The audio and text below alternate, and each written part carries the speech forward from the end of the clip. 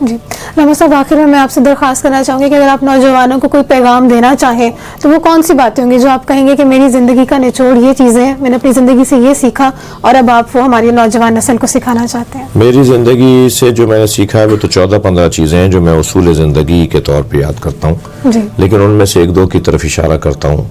ان میں سے ایک یہ کہ کسی سے نفرت نہیں کرو، کسی سے نفرت نہیں کرو، سب سے مثبت سوچو، اچھا سوچو ان کے لیے. اگر ان کے لیے اچھا کر نہیں سکتے تو اچھا سوچو، اگر تم ان کے لیے کچھ کر نہیں سکتے تو منفی نہیں سوچو ان کے لیے، حتیٰ جو آپ کا کھلا دشمن ہے اس کے لیے بھی.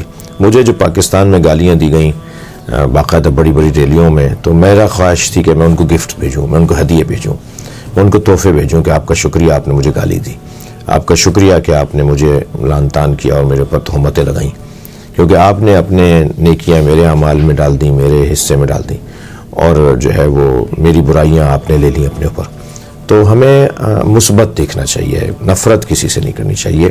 اس کے بہت معنوی اور روحانی فائدے ہیں، بہت کچھ حاصل ہوتا ہے صرف اس ایک نقطے پہ کہ ہمیں کسی سے نفرت نہیں کرنی.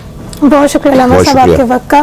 میں امید کرتی ہوں کہ ناظرین آج کا یہ پروگرام آپ کا اب تک کا پسندیدہ پروگرام رہا ہوگا. اس کے ساتھ اپنی میزبان ظفر شاہ نقوی کو دیجیے اجازت. اللہ حافظ.